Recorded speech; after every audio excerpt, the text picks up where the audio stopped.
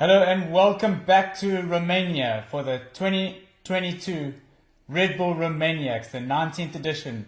In studio with me is Daryl Curtis, multiple South African champion, podium finisher in the professional gold class here at Romaniacs, Dakar competitor and finisher. Daryl, you've done it all. Tell us what you think about the prologue. Well, Craig, stranger to hard enduro either. It's great to be sitting here with you. We're here for the 19th edition, and it's scorching temperatures outside. It's 31 degrees. Yep. And I love the prologue. It's flowing this year, a lot easier than it's been in the past. And I think we're going to have almost like a straight rhythm feel to it. I think it's going to be so exciting. Well, it's so good to have the prologue back again after a hiatus of 2 years because of what was happening in the world. But it's just super to see the guys pumped up again, ready for the prologue. It's the traditional way of the Romaniacs. That's how it started. And we're back to the roots again. Yeah, it's festive. The streets outside are just lined with people like it used to be in the old days. Prologue used to start off, it was an easy prologue back in the early days, and then it got extremely technical. Yeah. And now they've made it a lot easier again, but make no mistake, there's going to be plenty of action in the bronze and the silver classes. I can tell you now, I've already seen a couple of guys this morning going over the bars, eating the tarmac. Yeah. Going to be lots of that in store for us. So let's go across and see to the Milwaukee making of the prologue.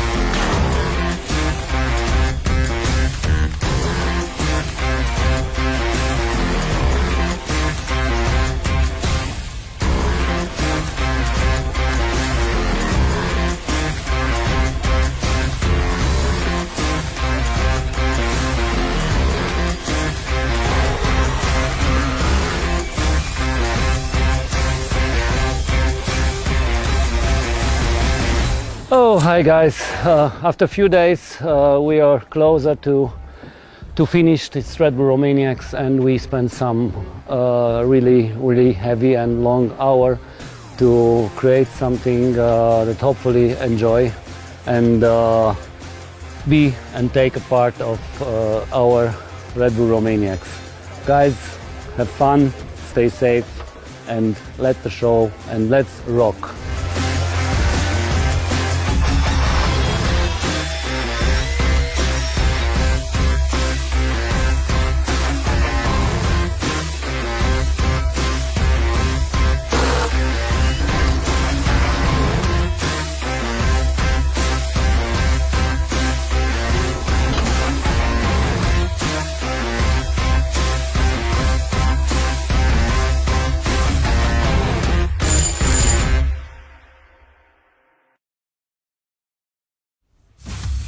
We just saw Milwaukee coming to the party for us this year, really helping out in the making of the prologue, making it a lot easier. And isn't it just incredible how they literally shut down that whole section of the city just for us, so Andy and his team can get in there and build this amazing course. Yeah, and it's so strange because in the day before there's nothing, and then you literally wake up in the morning and you just don't know what you're going to find down there because it's heart palpitations. Because Andy Fazekas is a sadist. The guys hate him. But I must say, he's been pretty gentle this year. Yeah, well, I was actually chuckling to myself because on the first night when they made it, then the next morning the riders all came out and had a look to see, and that night it just poured down with rain. Can you imagine what had been going through their minds for those who hadn't been watching the weather forecast to see we were going to have great weather, but when it rains on that track and it rains in those mountains, there's problems. Yeah, and every year the prologue, it's almost impossible to ride around the prologue unless you're a pro. So I think everybody's thank goodness. They don't mind the heat, but thank goodness. Well, in 2008, when I was here as a competitor, we were in a big group of South Africans and we were looking at the prologue, looking at all the logs, and we just said, thank goodness it's not raining. Look at those big logs. And then the heavens open and it started raining. And no, Andy came with sprinklers. They put sprinklers on the logs and sprayed them with water for us. How cool was that? Luckily I wasn't there yet. Yeah. Let's go across and see what Teddy had to say about the prologue and what he thinks about it.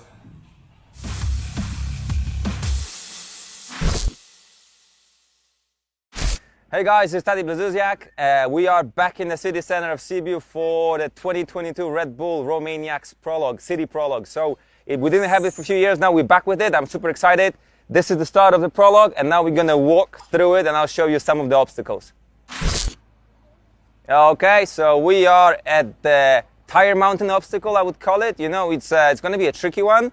Once you get in, you know, the first row of tires are really soft, so you have to kind of wheelie into it or kind of like pre-jump it or bunny hop the first spot and then just, you know, keep your weight back and just plow through it. So it's going to be, you're going to see quite a bit of chaos here.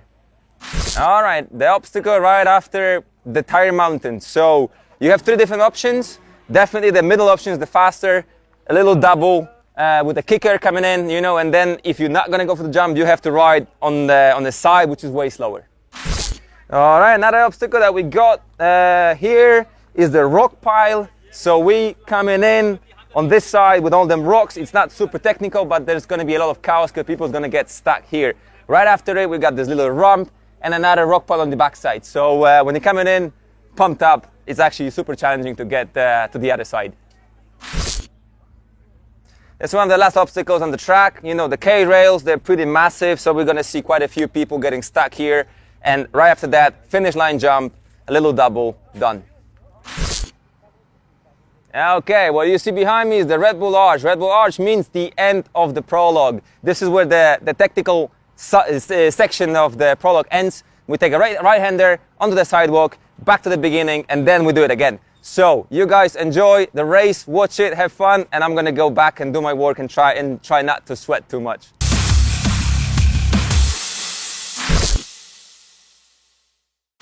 To get us some expert advice and opinion from Teddy. I mean, no one better than the multiple world champion for endurocross. And actually, he was walking down the lane this morning when guys were doing their qualifications, and some of the Iron and Atom riders came to him for some advice about, Teddy, how do you do this? How do you go so fast? And he says, well, you know, the faster you go, the easier it is. So just click another gear and open the throttle. Yeah, he would say that. It's so good to see him back now, especially after his, he injured his right wrist. He broke his right wrist. He's been nursing it, and wasn't sure if he was going to come back. But it's so good to see him here, man. No, it's so good to see him back, and all the other experts out there. We've got Graham Jarvis, we've got Manny Littenbichler, Paul Torres on the Tenere. I mean, let's see what he's going to give up for the finals. And then don't forget Matthias Walkner on the Dakar bike. Can you believe it? And we've also got Chris Birch on the KTM 500, so that's also going to be quite interesting. He's going to do the silver class this year. So yeah, it's going to be an action-packed brutal prologue here, and another 4 days, off-road days to come. Yeah, so we had another expert on track, somebody that definitely knows a thing or two about hard enduro. Hey Martin, what's happening down there on track? Like every year for me, it's a big pleasure to be here, and it is 19 years. I cannot believe it. Already 19 years ago, we started here with the third Red Bull Romaniacs. In my former life, when I've been a snowboard professional, I won a couple of world championship titles, and then I thought, now it's about time to organize the best enduro competition in the world. That was my dream and my idea, and thanks to all the people around me that helped me pulling up the Red Bull Romaniacs race, I think we're pretty close there, and that's also the place where I would like to say thank you to all of you who are helping to make Red Bull Romaniacs the toughest hard enduro rally in the world. Now we are here at the Prologue. That was Andy's idea. We wanted to bring the Prologue, the sport, to the city, to the people. It worked out very well, but after that we got 4 days in the mountains, conquering Romania, going through Carpathian Mountains, up and down, many thousand meters of altitude, up and down, Mount Everest every day, once up, once down. So it's really a tough thing out there. But now, let's first focus on the Prologue. Soon the top riders will be starting, but before that, let's have a look what happened this morning when the amateur riders were struggling and giving their best to get a good starting position.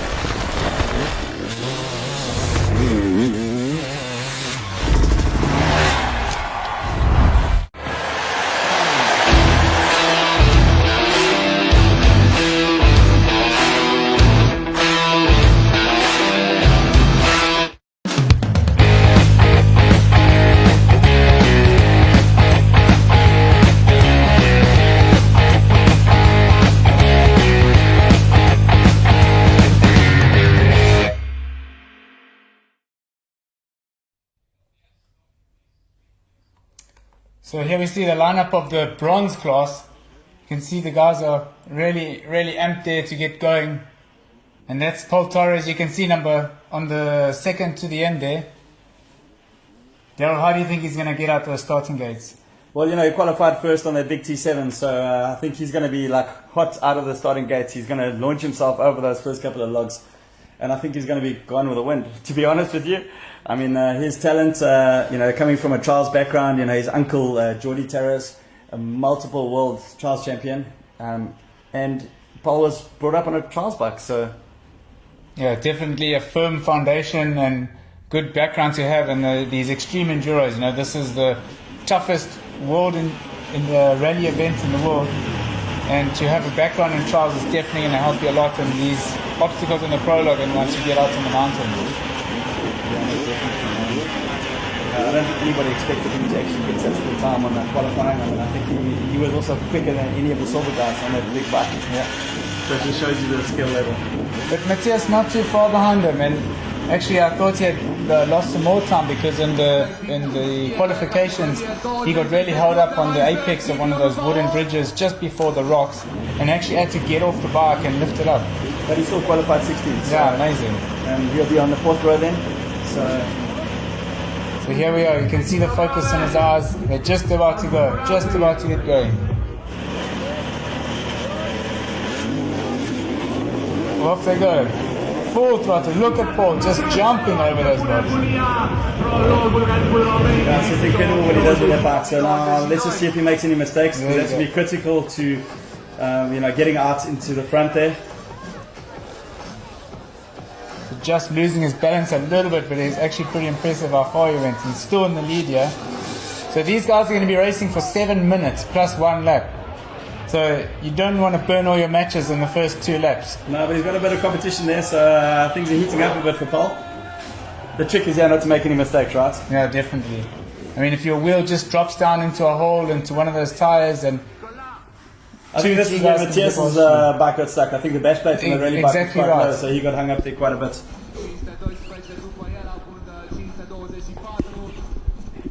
So Paul is still in the lead there, but we have somebody right on his tail. And they've just gone over the freestyle ramp.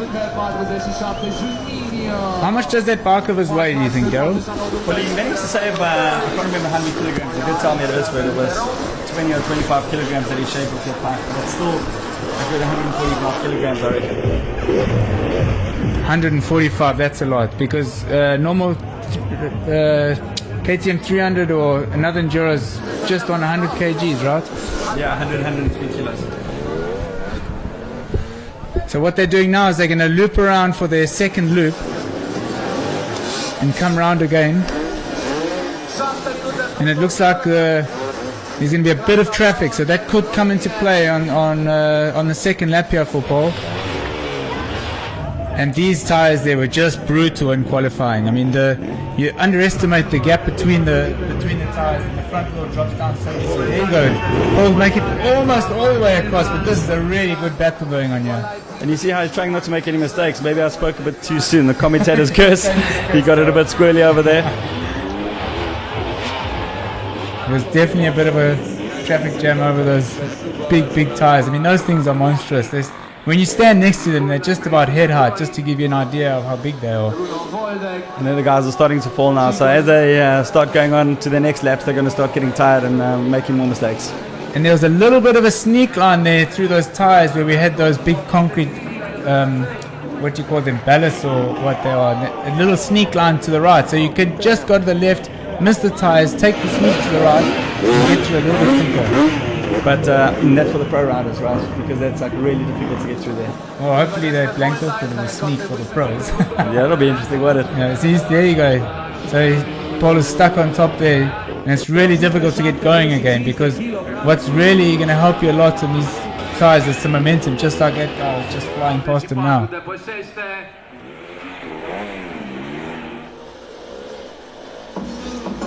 See, there's the sneak. You can see those two guys there just coming out of the tires and then going over again. So I'm not sure if everyone's seen that line. But on that right line, I mean, for the average guy to get over that, it's impossible. Right? Oh, yeah, you've got to be a seriously skilled rider. There's Matthias Walkner in screen now. That's on the big rally 450, and somebody's just gone down behind him. So Matthias says he's here for fun, but I reckon he's going to give it all he's got out in the mountains. So it's going to be really exciting. The race is on between him and Paul, a Yamaha KTM battle. So let's see what that brings us in the next couple of days. Well, the clips that I've seen from Matthias's training is absolutely frightening how fast that guy goes in the forest. Just insane. Well, he's a two-time MX1 motocross world champion, and of course he's won the Dakar Rally. So he's a seriously accomplished rider, but not that much enduro though. So that's going to become very interesting. So as these guys do more and more laps, they're going to get more tired, and which makes it really a lot harder to keep good throttle control, clutch control over these obstacles. And from time to time you might see the bikes just leaping out and launching out from underneath them, and that's simply because they're just so fatigued and they just can't hold on to that clutch properly anymore to get good drive over those tires. And you end up using too much throttle, the wheels spinning, and just makes you even more tired.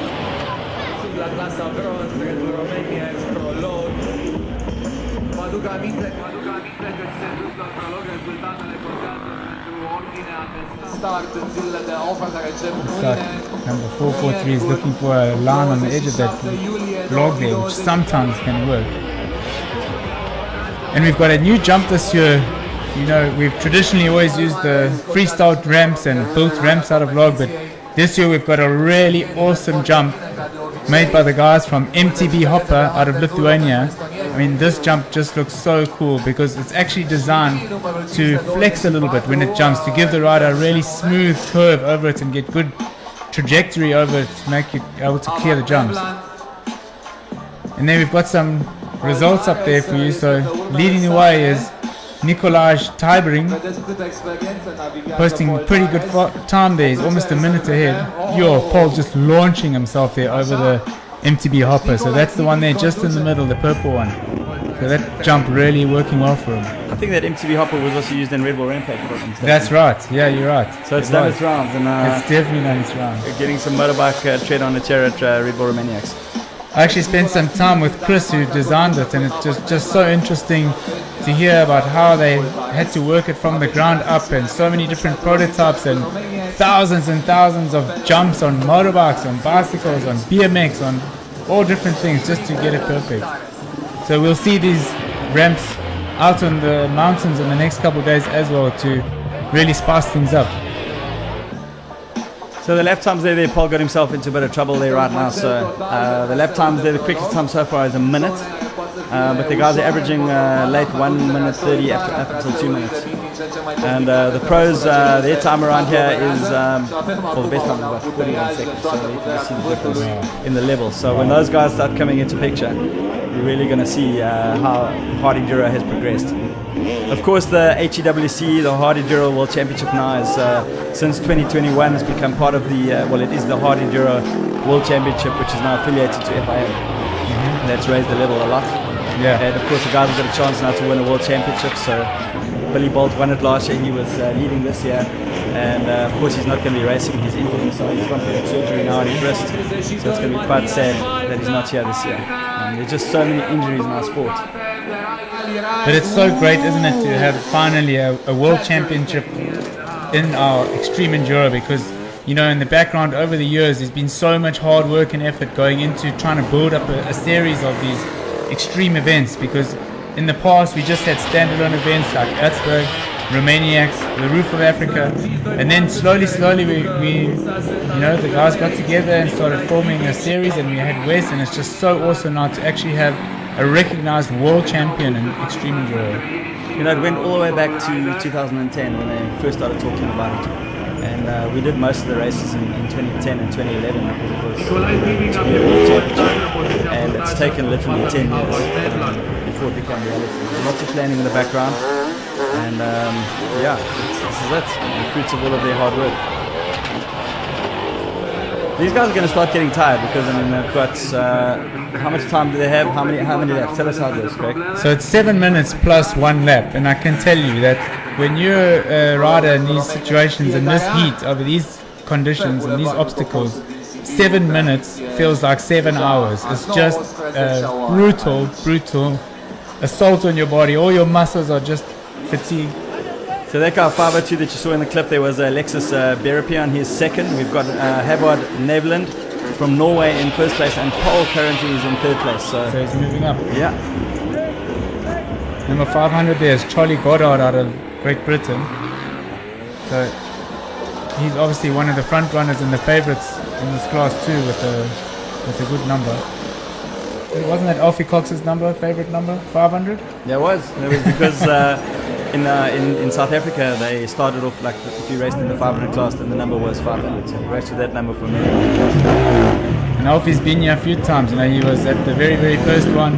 He was back again at the 10th anniversary of it. So, yeah, Alfie, a real legend of the sport and someone that certainly helped me get my career off the ground. And just great that have guys like that to sort of set the groundwork for the sport. Absolutely. You know, I started doing hard enduro because of Alfie. So, you know, he definitely started everything. And then we had, you know, all of the DVDs that came out, and you know, we kept coming. Then myself and Rian van Niekerk and a whole lot of guys started coming, and then you guys came, and now we've got like all of these youngsters coming in. We've got Wade Young, we've got Matty Green, we've got Carl Flanagan, a whole lot of guys coming in from South Africa that are really, actually a lot of them actually living in Europe now, and they're taking on a championship. So let's talk a little about that and how this, you know, the generations, if we can call that, and of how everything started. I mean, you know, you look back to the era where you and Alfie were racing, and we had Cyril Dupre, Michel Gao, those guys, you know, rally experts winning the Romaniacs. And then in my generation, you know, the year that I finished fourth, we had Graham Jarvis, who is still racing at the top of the sport. I mean, that's just incredible. And now we have all these youngsters coming through as well, you know, Manny. So it's just... Did you see Matthias Balkan on the left there? He was getting hung up with those tyres on the big rally bike. You know, the bash plate's quite low there. There's lots of friction there with that aluminium bash plate that catches on everything. And is it a bit lower to the ground than the others? Because he seems to be just tagging the apex of that wooden structure there into the rocks. It is, you know, the geometry of the bike, it's made for rally, and that's simple as it is. I would really be interested to see if the T7 has got more clearance, but I think it has. You want a sort of lower center of gravity for the high speed, I suppose. Yeah, I mean, the bike, I saw them being built and designed in the factory, you know, with all the clay models and everything else, how they try to keep the center of gravity low. And yeah, that bike is absolutely like factory built and purpose built for the Dakar Rally. It definitely shouldn't be going around a Prologue course like this. Yeah, no, definitely not. I want to see, look, I hate to say it, but I want to see what the bike looks like after a couple of rounds of the forest. See how it comes back. I think the windshield will still be there. I don't know, I don't think so, I'm doubtful. I think they've got a couple of spare parts. And for Paul too, I mean, after Erzberg, that bike took serious punishment. But if you look at how far, I think he got to check 118 at Erzberg, which is really something else. It's incredible. So Paul's still sitting in third position there, which is good to see. He's running about 3 minutes is it behind the leader. So Havard, who's now taken the lead out of Norway, he's really on the pace. Yeah, so currently Alexis is 3 minutes 2 seconds behind him, and then Paul is 3 minutes 8 seconds. He actually made up a little bit of time on second place. Let's see if he can make the finish line and take second. I don't know. Of course, the guys want to do well in the prologue because you know, they're obviously going to start first on off-road day one. So the order is any. I mean, when you finish the prologue, is that where you're going to start tomorrow? We don't know yet.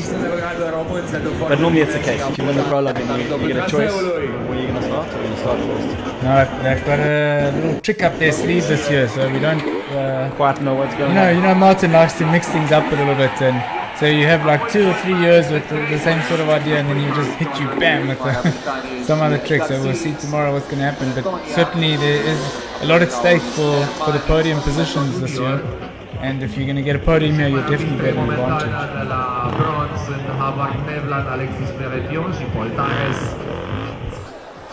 So Charlie Goddard there out of Great Britain, he's actually lying in 5th place. So he's doing really well around the course there, even though he's getting hung up a little bit. a lot of training and preparation going into this race as well. I mean, you know, obviously the professionals in the gold class, you know, most of them, this is what they do. So there's a lot of science that goes into the training, a lot of hard work behind the scenes. But you know, one shouldn't forget that at a race like this, where amateurs are rubbing shoulders with the professionals, somebody is always racing somebody else, aren't they?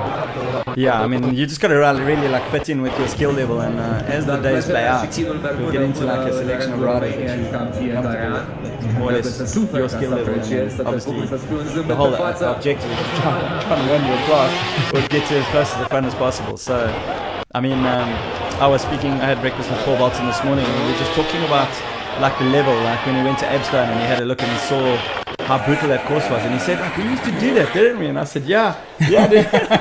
And he says, like, I just don't know why, like, you know.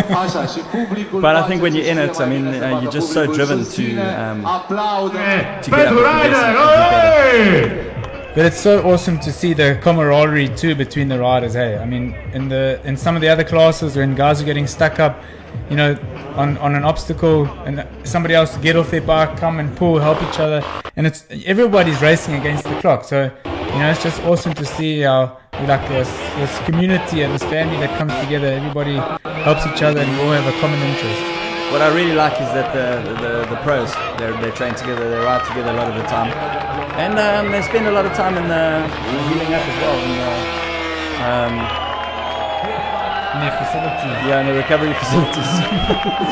It's almost like a hotel. You know, a lot of guys go to the Red Bull facility to go and get healed up. So, I mean, they've all been there recently. Manny was there, Johnny was there, Billy was there. Wade's going over there now. Wade Young, he's got a problem with his back on vertebrae L3 and L4. He's got a pinched nerve, so it's very sad to see that he's not going to be here this weekend. Certainly is sad not to see Wade back here again. He's won this race before, been on the podium again last year with a good second place, and you know, he got a season off to a pretty good start, and a guy like Wade also does so much hard work behind the scenes, so I'm sure he's bitterly disappointed that he can't be here to race at the front of the pack. And a lot of bad luck at Würzburg, for those that don't know. I mean, he broke a whole bunch of spokes before he even got out of the arena. So that wheel that we saw at the end, he rode like that the whole way, and then he's got dirt behind his starter motor, and that's why his seat fell off, because he was busy bridging it under the seat to get it started the whole time. So a really bad Würzburg, but we're going to look forward to him coming back for some of the other races later this year. No, he's a fighter. There you can see Paul, he looks absolutely exhausted there. What a great effort. I mean, the thing about that bike is it's just going to suck every last little bit of energy out of you. It's a monster. If anybody's ridden an adventure bike, I'm pretty sure that you wouldn't want to take it around this course. I mean, in this heat too, I mean, it's just going to take every ounce of energy out of your body, and you actually can't regulate your heart rate and not push yourself over that limit, because you know there's just so much adrenaline going. All these spectators along the sides cheering and shouting for you. The music's going. There's just so much energy that if you're in the lead and somebody comes past you, it's going to take a lot to try and conserve yourself and hold back, because you just never know what's going to happen. You know what I saw was pretty cool? Oh, there we got the results. So Havard Neveland from Norway, he took first place, followed by Alexi Berapian. And what a great show from Paul Terrace in third. No, super. Only 50 seconds behind, so he pulled a lot of time back. He must have got hung up in one or two of those obstacles, and then just put the hammer down, caught back up to third place. So he'll be super happy with that. He'll get a good starting position tomorrow. How was that? You look like you have been sweating out there. Is that the bike so heavy or the course so difficult? I think that the track was amazing, one of the best years. But this bike is amazing to ride here. It's too heavy. I have a lot of power. I need to be perfect. I can make mistakes, so it was difficult to fight for the victory. So I have the impression you underestimated your skills, because when we were discussing if you should go silver or bronze, you said, no, I don't want to go silver because I want to be in the finals. And today, looking at your results, you would have been in the finals also in silver. So, are you ready for silver next year? I think so. This morning we got the first time in silver on the Prologue. So why not? We can try it.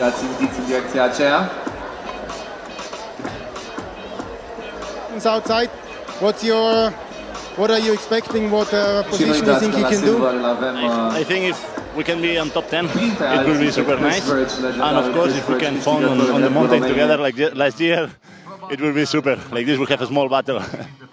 What do you think between you and Wagner? I don't know yet because here it was difficult for Wallner, but I think tomorrow he will do a super gas. But attention, because make a mistake is super easy, and one crash here you pay hard. So we'll see. Okay, wish you good luck and good week. Thank you.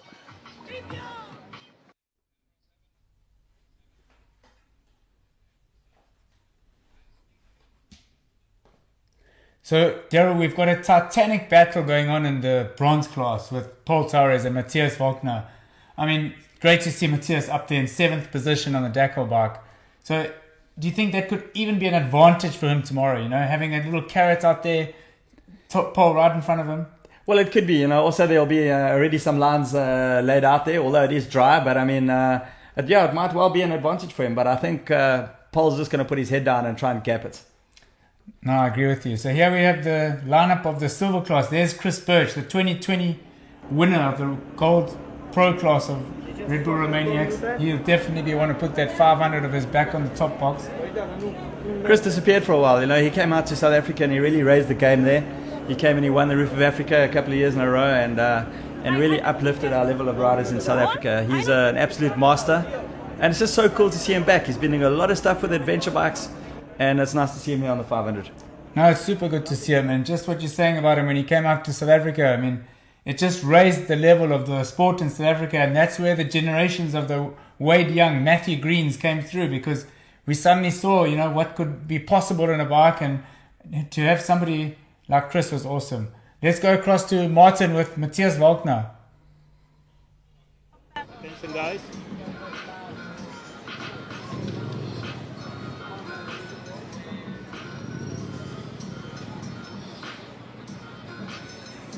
Matthias Wagner, we all know you as the Dakar champion. Now here, there is no sand, there is only asphalt. How is your rally bike working on asphalt and especially on those artificial obstacles? On asphalt is working quite good, but over trees and stones is a little bit too heavy. But I really enjoy the race. Was super hard after the first lap. I have already 180 heart rate, so these 4 or 5 laps feels super long. I had almost a backflip, so because I had a lot of arm pump, but I really enjoy the race. But let's see for tomorrow. Exactly, tomorrow is another thing, yeah. Paul Torres was doing very good, but we all know he's an ex-trial world champion. So now tomorrow it's going to be the fast stuff. You think he will catch up, I guess? Yeah, let's see how difficult the loop is. Of course, the weather is on our side with the heavy bike, so it's a lot of traction, but tomorrow sure is more this terrain where I'm used to it, so let's see how it goes. Okay, so let's check out what's happening tomorrow. Tomorrow is another day, other games, gravel, sand and high speed. So here we are back at the silver class lineup. Good to hear from Matthias there. And Daryl, it is very dry and dusty out there. So, you know, for anyone else who it might be difficult to race through the dust, but I'm pretty sure Matthias has got a pretty good at doing that. Yeah, so I mean, he'll be really good at any of the fast stuff. And from what I'm hearing, I think that the race is going to be a little bit faster than normal. And then take into account that we're probably not going to get any rain the whole race. I think it's we might get some surprises along the way on some of the sections. So we'll just have to wait and see. I mean, that actually might also play into the hands of Chris Birch on that 500. No, I agree with you. What do you think's going through the minds of some of these guys here? Do you think they're just thinking, I just want to get through this? My focus is on the mountains. Let's just get through this, get through it. No problems with the bike or body, and we just focus on the mountains. But then there's the others that's going for all the glory and the podium. You know, I saw a guy, and he was in the iron class this morning, and I just went down there to go and have a look. And he launched himself over this first jump over here, did a face plant of note on the tarmac. He broke his helmet. He picked his bike up. He launched the second jump over the bars again. And I mean, that bike was like broken. The bars were bent. And I was like, dude, this is like the start of the race. You've got like 4 days left, 5 and 7 hours a day in the saddle. Just take it easy. I think the important thing here is just to get through this unscathed and get some sort of starting position for tomorrow. I saw a few of those myself too when I was down watching the qualifying, but the one thing I noticed that's common with all those guys is that they had the biggest smile on their face from ear to ear. So even though they're suffering, they just absolutely wouldn't be doing anything else but riding on their dirt bike. And there's Tara on the left-hand side, standing on the log, getting ready to start everybody. That's Martin's daughter, heavily involved in the Enduro team, the World Championships. Yeah, she absolutely loves it. She wouldn't miss this race for the world. No, definitely not. So we should be getting underway pretty soon. And that big building in the back, I hate to say it, but that's the hospital. So in the past, when they have a crash, you just get carted off to the hospital. So At least it's close. it's close, yeah. Oh, here's some major action. That's what I was talking about earlier. I mean, there wasn't quite a face plant, but it was close. Yeah, some good action there. These tires are really difficult. You know, if you just don't have your momentum, you're just going to come to a dead stop, and there's not much you can do. There's Matthias up there on the right. This is a dumb sport. Why do we do the sport anyway? I mean, look at this. Who would want to go do that? Man, it's so much fun. It's so much fun, isn't it? And you got really creative with all of these jumps. I mean, these are quite safe. As you can see there, the guys are actually having a lot of fun on them. But there's some really difficult stuff too, like that plank. We got to ride across the plank. Yes. Across those logs. And what's the trick there? To keep your eyes on the end, or you know, how do you keep your balance? Well, you just got to try and run it along. If you do, you're going to have a really fast line. But if you don't, then you've got to obviously just get your technique right and hop over those logs. Yeah. But either way, it's the same for everybody. And we see the pros get it wrong too. Yeah, certainly. I mean, Looks like we're ready to go here. Who do you think is going to get the whole shot? I reckon Birch is going to launch that 500 straight over that log and hit the next jump, and hopefully carry his momentum over those big tires. But you know, there's a lot of new guys in the race this year, so there could be some surprises. All right, 1 minute to go. There the guys are just busy putting their goggles on and getting ready. And hearts are pounding, that's for sure. Hearts are pounding. Hearts are pounding. I reckon they're probably battling to keep those goggles on with the steam from your body. You know, you're already sweating on the line there, ready to get going. The biggest thing, you don't want to tangle with anybody else. You know, get your bars tangled and go down in the beginning, because then it just becomes chaos later trying to get past everybody on the rest of the obstacles. 20-second board, it's go time. And here we go. Almost motocross start, except this gate's not going to drop. Yeah. Yeah, this course is brutal, man. You can see Chris there, just focused and determined. And off they go. There he is. Really impressive by these guys. I mean, you know, it wasn't that long ago in the gold class that we didn't see guys launching themselves because, and here we have in the silver. There, that's what I was talking about. You see the big advantage Chris got? He didn't go into the logs, he just floated right across. If you get it right, massive advantage. Okay, so he's out in front now, so let's see if he can hold on to his lead. And that comes back again to the trial skills, doesn't it? I mean, to have that balance and control. Yeah, and Chris has also been riding a lot of the big bikes, the adventure bikes. He's been doing a lot of training schools and things like that, so he's spending more time on the bigger bikes than the smaller bikes. So, like, my thinking is that 500 is just going to be like, it's going to feel like a little peewee. Like home to him. Yeah, it's going to be... Yeah. You see how far back his weight is? Heels down, just like a horse ride, you know, just to get your... Yeah, he listened to Teddy, he clicked up a gear there, I think. So you think Chris took some advice? I reckon. So obviously into an early lead over there for Chris. And let's just see how he manages this. These silver guys, I mean, they're silver for a reason, they're all good riders. Definitely. Silver class at Romaniacs is nothing to be sneezed at, it's brutal. And this is the top 35 of the silver class. So we have 100 odd competitors in the silver, and this is the top 35. So these guys are really going to be going for it for glory. There's Fabien Perrault there in hard pursuit. He's from France and chasing down the Kiwi. Just 2 seconds behind. That's pretty impressive. Here comes Chris. And he's got that tinted lens on, which I think would help him a little bit because it is pretty bright out there. Yeah, he's got some competition. Definitely. Fabian's not going to let him have it his way. We've got James Jackson in third, Ben Wibberley in fourth, Barnabas Sismazia from Hungary in fifth at the moment.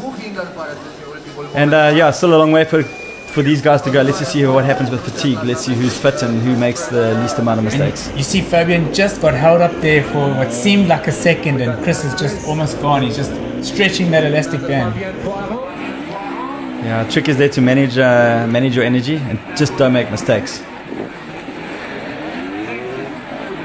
This is the danger. See a couple of tires are shifted over there, so I mean, it looks easy and speed is key, but if you just fall into the wrong hole, you can get yourself into real trouble here. And if you go over the bars, you Like that over there, I mean, yeah, just... And you burn so much energy trying to pick your bike up, pick yourself up, pick the motivation up and get going again. There we go. Yeah, that was good speed through there, man. That was like Nice, really man. impressive. That was a freestyle then. That was really good. So they had some different line options during when they did the track walk and when they were doing qualifications. But you know, when it comes to the finals, these are the top 35. So Andy and his team would have changed a few things, closed off some of this chicken line to take, so that these guys have to show some full commitment. I've got my Mexican mate, El Jesus Zavala. We from Mexico, so we did lots of races together in the early years. He's currently a 9th in the Prologue in the silver class. So yeah, he's still got a bit of skills. He used to ride a lot with Chris back in the day. Great to see him back again. He did a few runs in the gold category, so he's not a stranger to Red Bull. No, he's a really, really good rider, and it's just good to see him. When I saw him earlier walking the Prologue, and I said to him, "Are you racing?" And he's like, "Yeah, dude." So that was nice to hear.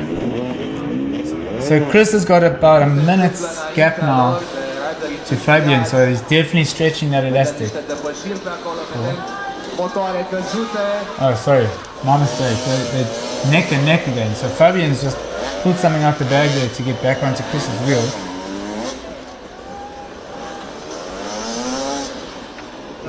No one taking that line over those big cement blocks. I think it's still too risky. I think the tires do look easier. Yeah. And I think the only reason why the guys would take it if there was if somebody went down there, then they would consider taking the other route.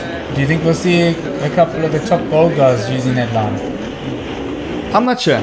The tires to me looks faster. So unless the line's clogged, then I mean you can compare them right now. Would you rather go along the tires or tackle those big concrete blocks over there? I think the tires are quicker. If you get a bit of, good as... Oh, bashing bars. Yeah. If you hook another gear like Teddy said, I think you'll definitely be faster across the tires. There's always that risk though of that happening. So there's those big holes that appear because the tires move and they're not always in the same place. And you can't always predict, you can use one line on this lap and then the next lap that line is gone. So you need to think quick on your feet and change your strategy. So they're coming underneath the Milwaukee bridge there. Great to have all these partners and are involved in the race because they contribute so much to everything that goes on. I've got a lot of Milwaukee tools at home. I really love them. They're such good quality. And they're one of the sponsors in the series. We saw them at Utsburg, and it's nice to see them here in Romania. Those rocks were looking really gnarly when they first put them out. So during all the heat runs and the qualifications and some of these finals, there will be some lines developing, but you don't want to also just smash your bike too hard on them, put a hole in your casing, and then that could be it for you. Yeah, there's lots that can go wrong in this Prologue, make no mistake. And the nature of this, if you fall over wrong and you can tear an ACL or you can break a wrist quite easily here, break a shoulder. So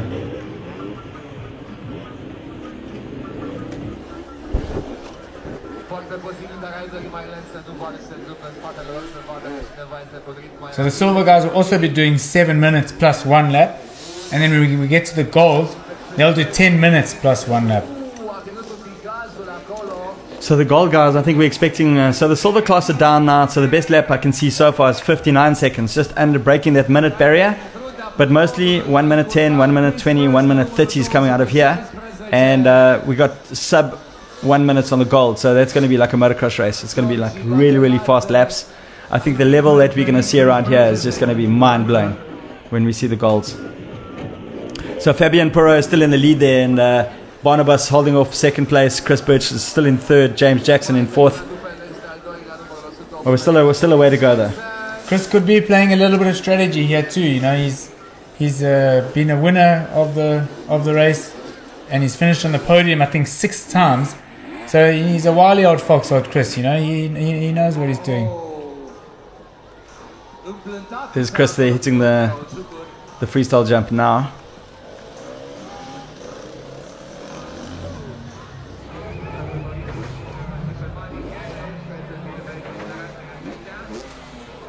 A lot of riders from Great Britain in the top 10 I see there, Daryl. These guys are stepping up their level as well. Yeah, we got Ben Wibberley there, we got Richard Moorhouse, we got Robert Crayston, Joseph Westgarth, James Jackson. So yeah, there's a lot of Brits coming out, there's a lot of South Africans, there's a lot of Romanians. I think we've got more than 500 entries this year. Yeah, it's great to see. And a lot of guys from Spain, and I think Mario's influence there with his really good results, solid results. In my opinion, he's one of the best hill climbers. So when we get out into the mountains, you're gonna see these guys blasting up these hills. But these are the heroes of our sport. That from whatever nation you are, that's what's really helping develop and bringing these guys over. And the incredible coverage that we're seeing on Red Bull TV of all of these races and the efforts that the race organizers are going to get this messages out there, like the Red Bull Romaniacs production right now. It's really, really cool, and it just motivates all the youngsters to come and try this. And don't forget that, we have a rider down there. Don't forget that you can see the highlights of each day in the off-road days on Red Bull TV. So tune into Red Bull TV, catch the highlights reel, and you can get a good idea of what's happening out in the mountains and in the battle for the gold class.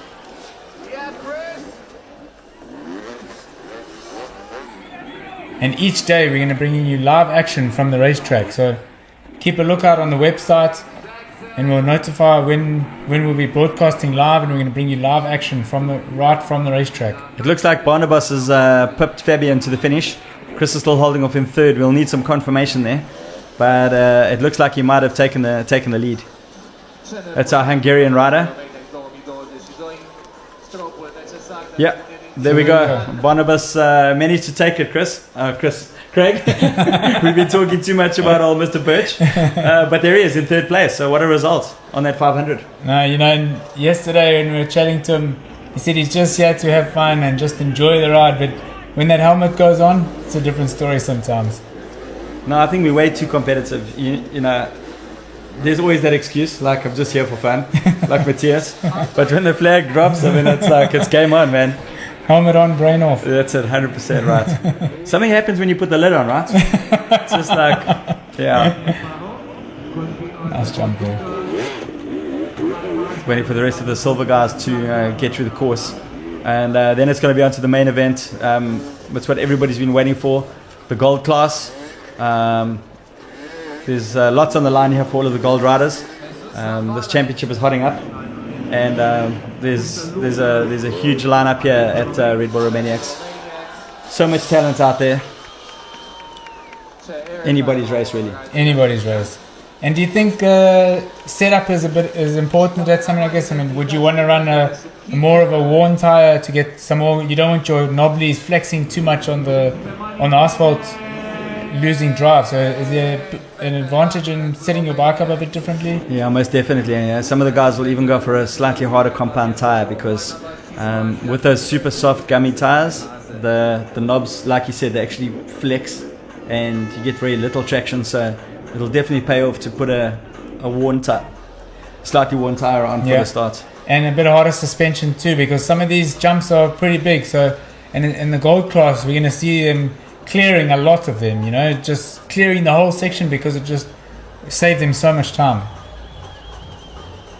Yeah, and you want there's just a confirmation of the silver results again. So Barnabas is going to kick off first in the silver cross tomorrow, and Fabien Perot and Chris Birch are going to be hot on his heels. But Barnabas was on it. 4 minutes is quite a gap. I mean, that's a real solid result from the Hungarian. Yeah, but Fabien must have made a mistake somewhere because he had a solid lead there, and obviously a little mistake, a bit of fatigue. He went down, and Barnabas was there to capitalize on that. And do you think the wily old foxhole Chris, sitting in third, would have realized at some point that you just don't want to burn all his matches? Third is still a real solid result for tomorrow's off-road start. So just conserve his energy, keep his place where he is. Yeah, he won't be fazed by that at all. I think, we all know that the real race is out there in the mountains. Just to get up some of those climbs, they really are brutal. And it's 4 days, 4 long off-road days. So, the results of the prologue is mostly just for the fans. And you can just see how many there are. All of them coming out to see their fans, see their heroes. on the bikes. And the trouble is the level is the organizers don't really know what to do because the riders have been getting so good. So like when I looked at Epstone, the last round in Italy, and you have a look at that, if you go back, have a look at that footage, go search for it. It's just like mind-blowing. It's just so difficult. And but the riders, they managed to get through it. Absolutely. You know, if you watch Billy Bolt's YouTube channel, you see from the last event at Abu Dhabi how he went through that rock garden, the last rock section. I mean, absolutely incredible. Mark Skinner, who was filming him, who's actually competing in the gold class today, was a track manager previously. Really great rider himself. And here we have a slow motion. Okay, that's not a nice place to be hooked up like that. You've got to use physical energy to go carry that bike. When that front wheel drops in, you just come to a complete stop. Yeah, and when it's like that, it gets really messy. I mean, then, and if you happen to be behind that guy, you've got to make a very quick decision to change your line.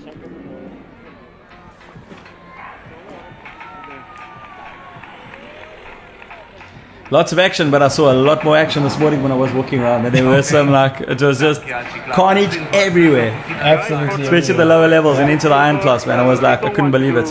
Some cool thing though, I saw some of the guys had their mates running down with them all the way when they were qualifying, like cheering them on, and so that was really cool to see. No, good. Keep the motivation going because, you know, if you have your buddy on the sideline egging you on, it's just going to give you a little bit more energy. And in the qualifications, they just had one run, you know.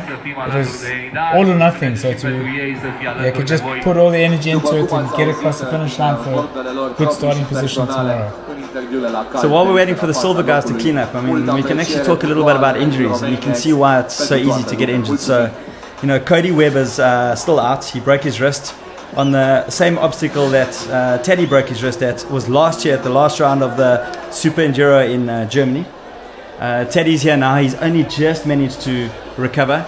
So, and then we've got a lot of knee injuries. So we've got Johnny Walker, who had an ACL repair. We had Manny, who had his meniscus fixed at the beginning of the year.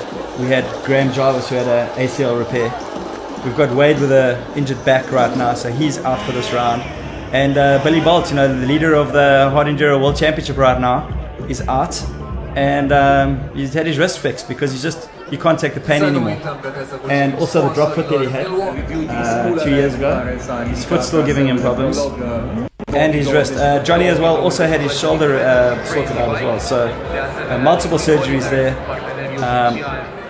So the trick here, I think, if you want to come out on top in the Hard Enduro World Championship series, you stay away from injury. But it just shows you the grit and determination they have. I mean, for Billy to be racing with such an injury in his wrist, which is, you know, such an important part when you're holding onto the bike, it just shows you how tough these guys are. And you know, Billy finished second at the Red Bull Minus in Israel earlier in the year, fourth at X-Ross, third at Erzberg, second at Abstone, and leading the World Championship, and now he had to pull out because of surgery. I mean, yeah, just bad timing. Bad timing. So we're getting ready for the gold class. The guys are just making a few repairs to the track there. Maybe they're going to take those. So are there going to be any changes now from the silver class to the gold class, do you think? Yeah, you know, the gold class is another level, so certainly they'll mix things up a little bit, change the track a little bit, and make it a little bit more difficult.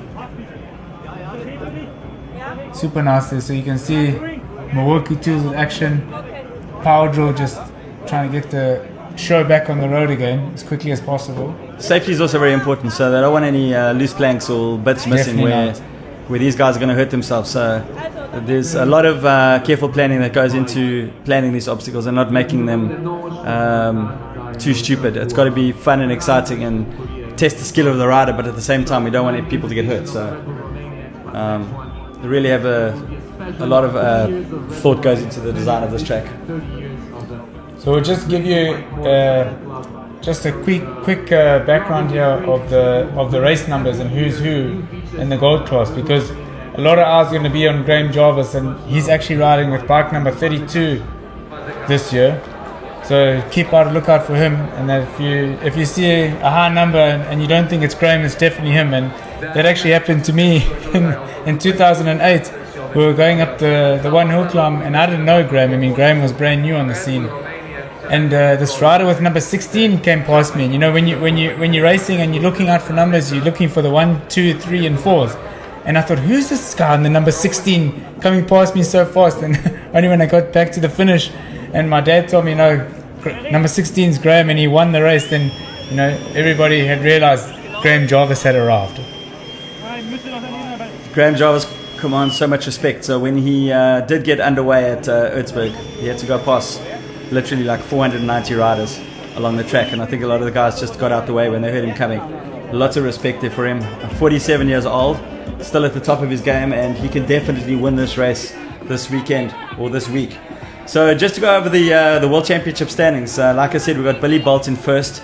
Manny Lettenbichler's come up to second place now. Remember, he missed the first round because of his knee. And then Mario Roman in third. Alfredo Gomez in fourth. Graham Jarvis with a disqualification at Erzberg after he got some help in the arena. Still lying fifth. Michael Volkner, very interesting, up into sixth place. Theodor Kabakchev, seventh place. He's our Bulgarian superstar. Wade Young in eighth. He's not gonna make a start. And David Cyprian is now in ninth. And Maddie Green in 10th, and also leading the Junior World Championship. I mean, hasn't Maddie Green just burst onto the scene now? 2 top 10 finishes this year. For a youngster of his age, just incredible. 2 top 10 finishes, and what we were saying earlier, when the camaraderie in the sport, Manny Lettenbichler and Billy Bolt sort of, just help Matty as much as possible, give him advice and tips on what to do.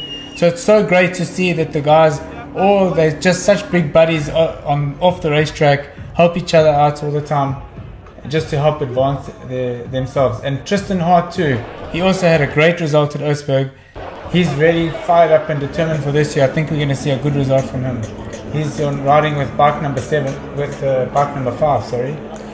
Yeah, Tristan Hart's going to be a big one, in my opinion, for the overall this week. So really have to watch out for him. So going back to Matty Green, he finished 5th at the last round in Epstein, and it was a 7th at Erzberg. So yeah, incredible results. Remember Michael Volkner, how strong he was at Erzberg as well, but he blew. Yeah, he was running right up there in the top 3. But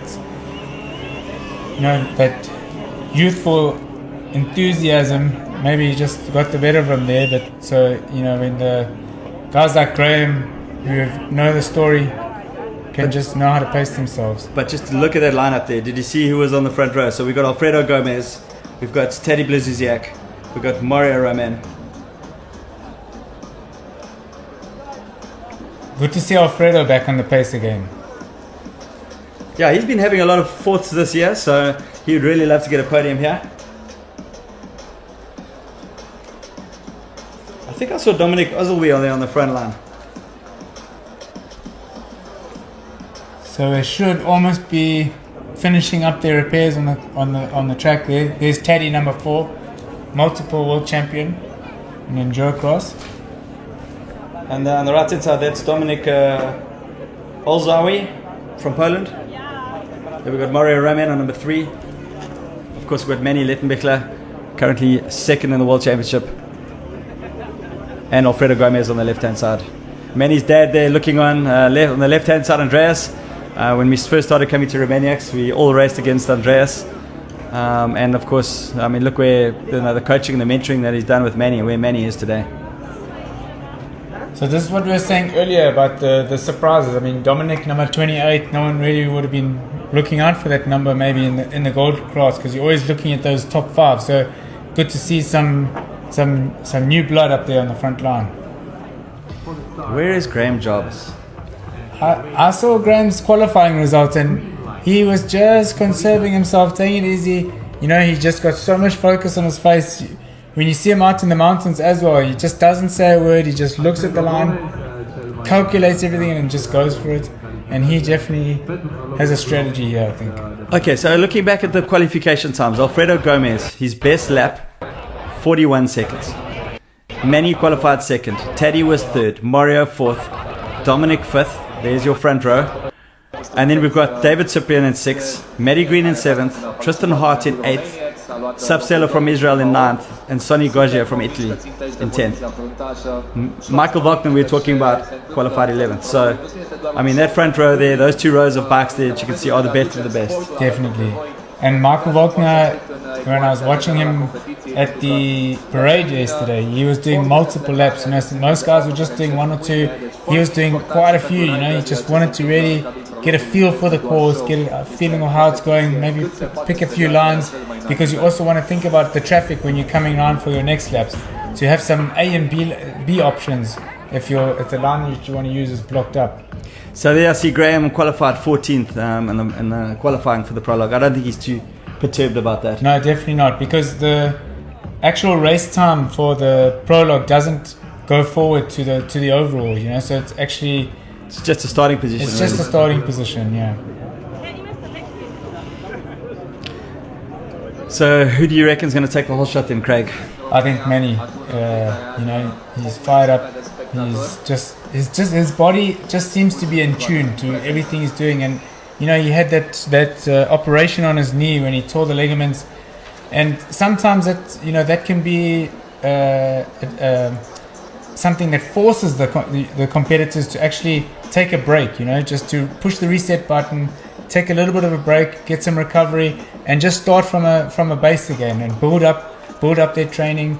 And you can see from his results so far this year that he's just super fit, super determined, and you know, that little break or holiday probably did him the world of good. So let's just put it into perspective. So, okay, you reckon Manny's going to take the whole shot, but just look back at Teddy again. 5 times Erzberg Rodeo winner, 5 titles in AMA Endurocross, 6 in the Super Enduro World Championship, 4 gold medals at X Games. I mean, this is his game. This is his game. This is his game. The first time that Teddy was here in Romaniacs in 2010 was absolutely pouring with rain from the prologue all the way to day 4. And on the prologue, he set up his bike with the trials tire front and rear and just absolutely blitzed through the course. Okay, so Mario Roman at the moment, he's lying 3rd in the Hard Enduro World Championship. We've got a minute to go. Alfredo Gomez, number 9, is lying 4th in the World Championship. So there's so much at stake here at the moment. A lot at stake. We're just about to get going now. You can see trying to get the nerves out. All they want to do is get going.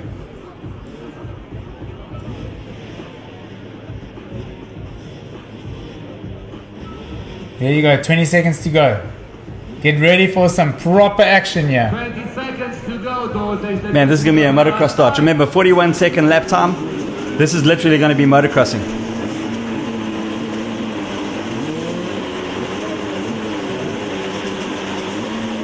It's got to be between Teddy and Manny with that level of experience. And we're off. Launching. Okay, so it looks like Manny and Teddy, but Teddy's out in front there. What's he going to do? He's in between the logs. Nice one. See, Manny just taking that What a line. beam. And Alfredo, look at Alfredo coming up on the rider's right. Teddy made a bit of a mistake there, got hung up. Okay, so Manny out in front. Alfredo Gomez there on the left, number 9. Teddy in 3rd, number 4. Alfredo's fired up. There, Teddy goes over the MTB hopper. Do you notice the speed difference? What a difference. Just These guys are amazing. flipping Just amazing. insane. Okay, nobody's taking that right line like we predicted. It's faster through the tires. Weight back, heels down. They are just flying through this course.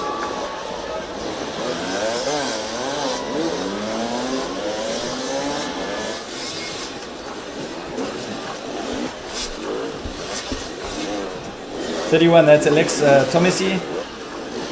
And Florian Kirschmeier there just getting caught up. Have we got any picture of Jarvis anyway? Okay, Manny clearly out in front. Followed by Gomez, followed by Teddy, followed by Ozilby, followed by Roman. And we've actually got a spectator island in the middle there, so bringing the race fans right up close to the action. And what do you have for Manny? He's won the last 3 rounds overall. Alfredo is going for it. He's really amped and fired up. And Teddy coming. Oh, Teddy just made a mistake there. Bumped into another rider. Depășirea pe partea dreaptă și conduce pe Mani Lettenbichler. 15, that was Rink Tunstra. He's from Romania. You know him very well. Nice to see him out there. Rink was looking really fit and strong when I saw him.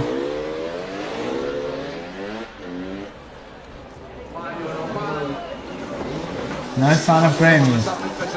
Okay, there's Claudia Bozizan from Romania that came through there. There's number 13, Philip Schultz, also no stranger to hard enduro. And then just behind him there, you got Rico from Brazil. I'm pretty sure that Philip did the race on a trials bike when we had a trials. That was Tristan Hart coming into screen over there, number 5.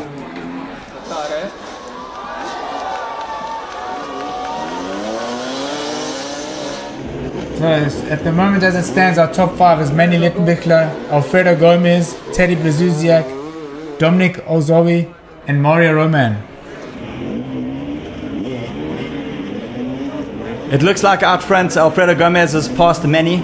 Let's wait him to come back in frame now and see if that's what has happened. Has Manny made a mistake? Alfredo just looked like he was on it. There we can see it, Manny going a bit squirrely there. Manny's now starting to push the limit a little bit to try and catch back up and get past Alfredo. These guys are just so smooth. There you go, Mario jumping and clearing all those logs. And that's Rink on the right hand side, number 15 getting a bit hung up there. And there's Alfredo. So is Alfredo in front now? Let's look and see where Manny is. Looks like Alfredo snapped that elastic band. He's just streaking ahead a bit. Mark Puig there, number 20. It looked like Teddy was up into second. So maybe Manny got caught up on something. There's Manny there, just to the bottom of the screen. We just saw him there.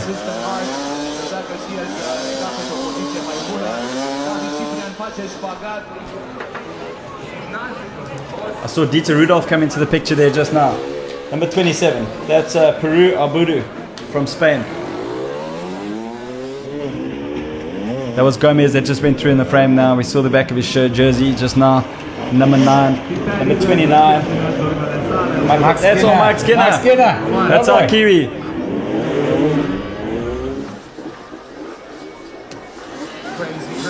'21, that's all Mark Serra. He's on the Alfredo Gomez racing team with Alfredo Gomez. Getting some nice coaching over there. Number 13, Philip Schultz again. Many Erzbergs under the belt. I still haven't seen Jarvis anywhere.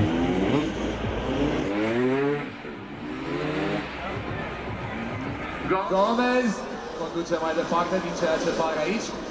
We're just about to get results. There you go. So you see Alfredo Gomez in first, 1 minute and 40 ahead of Teddy, and in third is Dominic. Mario Roman is in fourth, and Manny is now in fifth place. So I wonder where he made the mistake. Probably pushing a little bit too hard. Could be. Very easy to make a mistake here.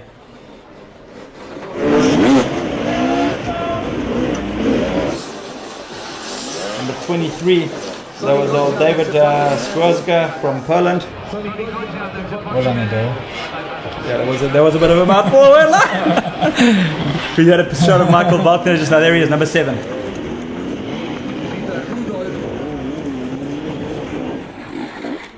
That's nice. Zolt Varga there was number 19, also Romanian. Yes.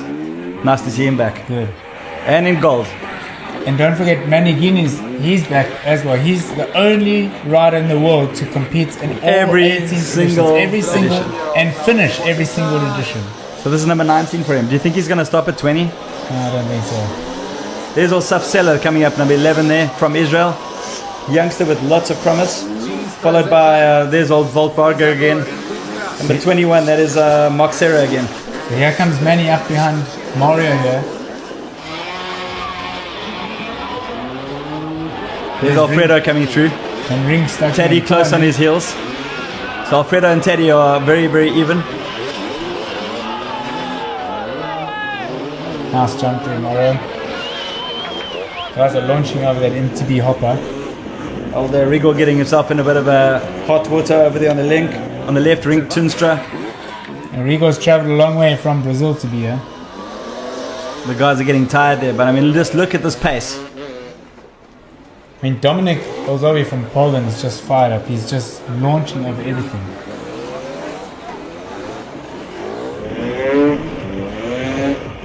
Here's Volkswagen in Romania. So Mark Fegzia from Spain. Number 11, that's Safsela coming through again. So I don't think we've got too much longer to go now. There's Artidio Kabakchev, our Bulgarian rider, youngster, 24 years old. He's had some super results, hasn't he? Yeah, I think he's going to have a really good Romaniacs. His very first Romaniacs, so he just really surprised everyone. There he is again, coming into the just first team now. So there's old Manny now, currently in 4th place. So he's clawed back 1 place. He's still going to hunting down Mario Roman at the moment. We just saw in frame there now. Not too far. He's not far. He's right there. He can still recover. Remember, they got 10 minutes. They're just over 6.5 minutes now. So there's a good, I would say, another 3 laps, 3-4 laps to go. There's Manny in frame now.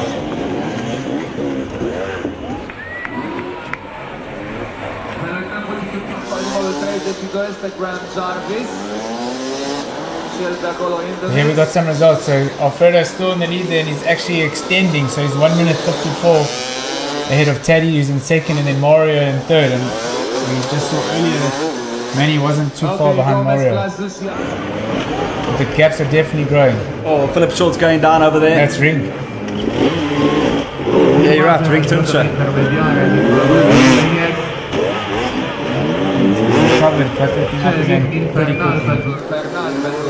There's old Theodore Kabakchev. You can Looks just like see he's getting a fatigue little starting bit to tired. set Just in. about to say the same thing. Man, this course is brutal. 10 minutes around here. Yeah, It's really a gonna hard feel push. like it Yeah, it's a after. hard push. So in the last lap, Teddy was the quickest. Manny Lekbeckler 1 second slower. Alfredo 3 seconds slower. And Mario 6 seconds slower. Is it going to be enough? Manny, I think, has passed Mario Roman. So Manny's up back into the podium position. So he's in 3rd place at the moment. There we just saw Teddy go past.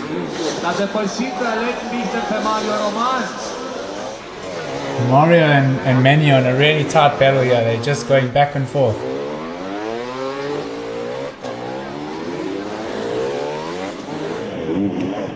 The spectators are really got well and truly into the action here, and I'm sure they're as excited as we are to see the prologue back and to have the riders riding right down the main streets where they've always been usually driving their cars. And there's Java, so that's the first picture we've seen of Graham. Number 32. Oh, and who's just gone down there? Safsela went down on the right-hand side. On the left, we've got Michael Wagner, number 7. Okay, and then I saw Teddy coming through at the back. They might be getting a little bit of traffic now. There's Manny coming into vision now. Yeah, and he's just come alongside Graham. Two legends of the sport. Clearing at MTB Hopper.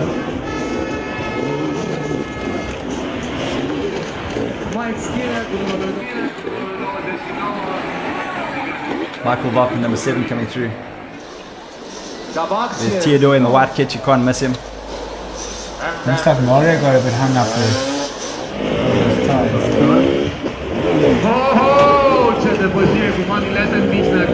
You see how much momentum these guys carry through these obstacles. If they get it wrong, the momentum is just helping them get over it. There's Matty Green there coming through on the left-hand side, there, number 8. Oh boy. Dominic's really impressive. Yeah, he's having a really good run. Flying. Currently in 5th place, Dominic.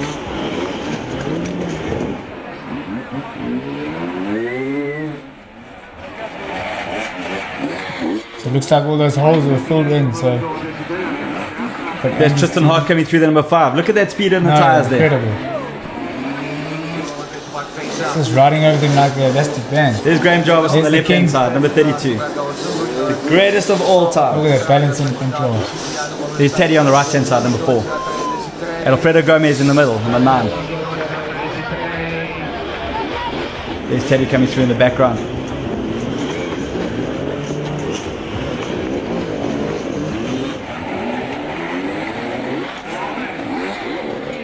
This should be the end of the race, or they're going to do one more lap, depending on if they make it within the 10-minute time frame. Under the Milwaukee Bridge again. So Tristan Hart's currently in 6th place. Perfect starting position for Good tomorrow. starting position, I would say. Yeah, that's right. There's the end of it. Let's just wait for the final results to come in. But I do think that Teddy Blazusiak managed to take it. Yep. So Teddy's got it ahead of Alfredo and Manny in 3rd. Quite big time gaps between these guys, Dale, don't you think?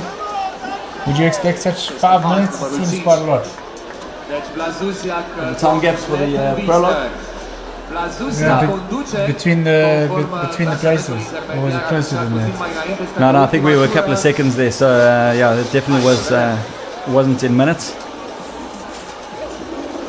All right, so we got Mario Roman coming through in 4th, Dominic Ozilby in 5th, Tristan Hart in 6th, David Cyprian 7th, Sonny Gogia 8th, Michael Walton 9th.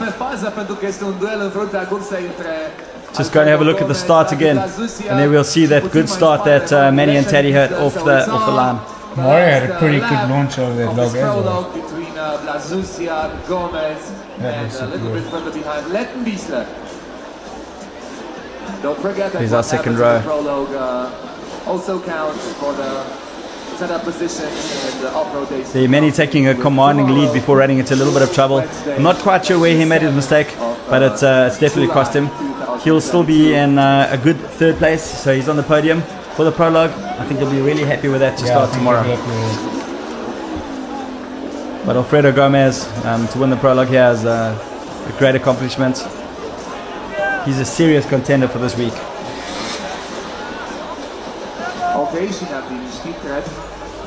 Cred dacă vom confirma rezultatele, dacă rămâne așa cum am aflat pentru ultima dată Blazusiak, primul, Alfredo Gomez. So if they'd made this line more technical, you would have seen a lot more guys hitting the concrete step on the other side, but I think it's just didn't make any sense. Yeah. Super safe freestyle jump. And so much action further down the line. At least the freestyle jump has got a bit of a metal grate on it this time, because when we hit that jump the first years, it was completely smooth, and then it was raining. It was raining, and then you ride through the river, drag all the water onto the ramp, and wheel spin over it, and just cleared into the building. No, listen, there was some seriously sketchy stuff back in the day. I think Martin is like, I think he's matured a little bit, you know, like we used to hate him, and it looks like he's maybe grown a little bit of sense somewhere. Nice shots there. Super nice shots of Teddy. Dominic. Yeah, Dominic had a really good run there, finishing in 5th. There's Tristan Hart. Big one to watch out for in this race. Starting 6th. So we should hopefully go down to Martin again and then we can hear from our winners.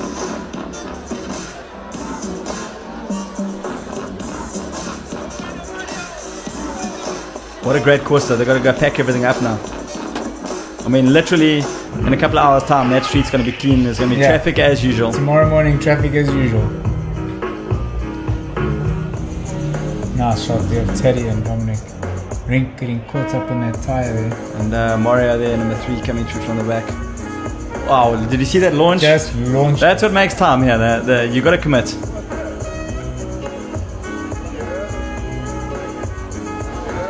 So Martin is with our top 3 in the finish line. Over to you, Martin.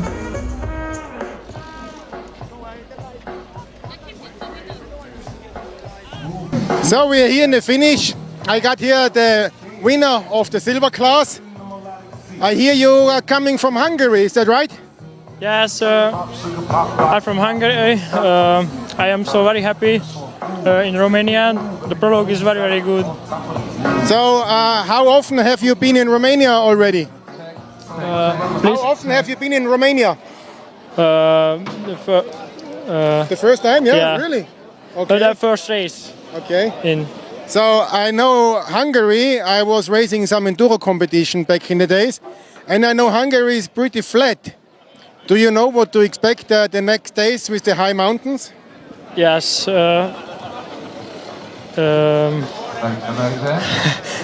Sorry. Are you ready? Are you ready for the big mountains? Yes. Yes. The beautiful place in Romania. Yeah.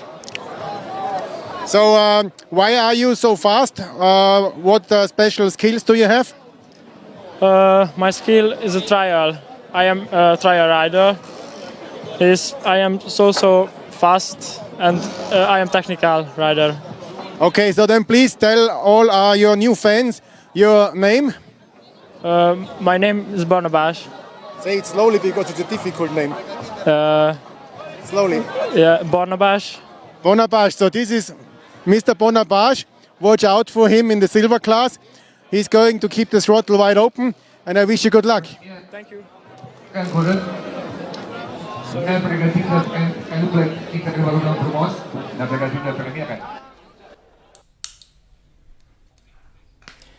So good to hear from Martin down on the ground there. Some awesome shots there of the course again, the Red Bull arch in the front, and that great course that was built for this great show that we've seen. Yeah, Andy Fazekas again, super design. I think it was a really good to see, like a nice flowing track for a change. Yep. So the guy's just busy setting out the podium. So what's that going to mean for tomorrow's race, do you think, Craig? You know, definitely with the conditions that there are, there's a lot of dust out there. So some guys who might have wanted to take it a bit more conservative and let someone else lead the way to put some tracks on the ground and a carrot to chase, that strategy might have gone out the window when they realized that it was dry and dusty out there, because you don't want to be caught in the dust. But then saying that once remember that all the competitors race more or less the same track, and then they get diverted off into different directions. So the gold, once they go off into a gold hill, when you see that sign that says G with an arrow, you know you're heading for trouble. And then dust is definitely not going to be a factor. So the big thing about this race, these rallies, so they're navigational races. So you've got a GPS, it's downloaded, you've got your track, and then, you can set it up in different ways. You can either tell it to navigate the track, or you could simply make one of the tracks a different color, like red, for example, and follow that. But you've really got to keep an eye on it. You can make a wrong turn and you can get yourself into real trouble here. You know, in the past, the guys have come down, like a mountain, for example, taken the wrong exit, and then come down to a river, for example, and they've had to go across in a rowing boat. And I just can't remember the Italian. Who was it? Galindo. Yeah, we go. And the Galindo Ridge. We named the ridge after him. So of course you got to find your way. A very, very big part of it. But we've got Martin down in the finish area there with Teddy Blazuziak. Over to you, Martin. Time, I even thought you won because in the last minute I wasn't watching. So what happened? Yeah, man, I had a good race, I had a pretty good start. I followed the guys to see the lines. I've seen Sibiu spots when I was much faster than Alfredo. And then, halfway through I decided to attack. I gapped him. I had like good 5 seconds some point. And with the lap to go, I decided to take it easy. And the lappers on the fast section, they slowed me down, and Alfredo was on my wheel. And then I got a little bit, too excited. I made a mistake. So, my fault. But man, I built that gap over, 10 minutes, and then because of the lappers, you lose everything. But hey, anyway, I had fun. Hey, it's been 4 months since I raced. So the intensity is brutal if you don't race every weekend, I was like, normally, with this kind of sprints, I'm super good. And I was like, I have seen the board, from Lucas. I'm like, another 3 minutes? Are you crazy? Yeah, no, so towards the end, when I was coming in, wheeling into your obstacles, because my arm is losing strength, I was turning left a little bit because I was pulling harder from one side. But anyway, guys, it was fun. Second place, can't complain, right? One for the old guys. Hey? Come on, we're not the old guys, eh? We're still out there, but representing, right? Exactly, yeah. Hey, so how is the hand? Do you think it will last those 4 days in the mountains? To be honest, I believe, from the riding I've done in the past, I know that it's actually better to ride 4 hours in the forest with a little bit lower intensity than this stuff, because this is just hit. You're off the position and you still hit. It's like constantly banging on that hand. So I think I'm gonna make it. I'll give it everything I have, and it's gonna be a struggle. But hey, I'm gonna fight till the last minute for sure. So the clutch hand is pretty good, right? Yes. It's just the brake hand. Yeah. The brake hand and the throttle hand. Sometimes it's like. No, it's actually okay when I pull. I feel that I feel like I'm pulling the same, but I'm actually pulling harder one side, and the bike goes like. So I have to I'll adjust it through my riding next few days, but it's just I have to readjust my chip. So what's the strategy for the next days? I really want to start up front, like I said, I've been off the bike for 4 months. I only had 2 weeks of proper prep. Of course, I've been training on the physical side, so fitness is there, as you can see today. But bike fitness is bike fitness, right? So my plan is to go fast but smooth the first day, stay with the leading group because I'm up front, so probably I'll wait for the guys to catch up. And then go from there, and see where I'm at with my hand, and if I can maintain the pace with pain, I'll stay with the front group for the rest of the week. Yeah. Hey, I really wish you good luck. I hope I see you on the podium on the last day. I can. Thanks. Good luck. Yeah. Congratulations. Yeah. That was fun, eh? But I tell you, if you don't ride every week. So great to see Teddy so animated there and clearly just really enjoying himself on this prologue track today, Darrow, as many of the other guys did. Yeah, and Martin was smiling, which means that Teddy had some good things to say. So I think the guys really enjoyed it. The pressure's off now, and they're going to get an early night. It's all they're going to be about to focus on tomorrow, the first off-road day one. Yeah, no, I think you couldn't have said it better, that the pressure's off. You know, once the prologue's done and dusted, now they can really focus on those big days ahead in the mountains. And there's going to be a lot of action to come. So don't forget to tune in to us every single day. We've got a live show from you right in the mountains. We're bringing you right up close to the action. Tomorrow's show will be at 7:30 Eastern European summertime. So just check your time zones to see when you need to tune in. And don't forget to watch the highlights reel on Red Bull TV. And Darryl, it's been good. I'm really excited to see what else we're going to see in the mountains from tomorrow. We'll see you then.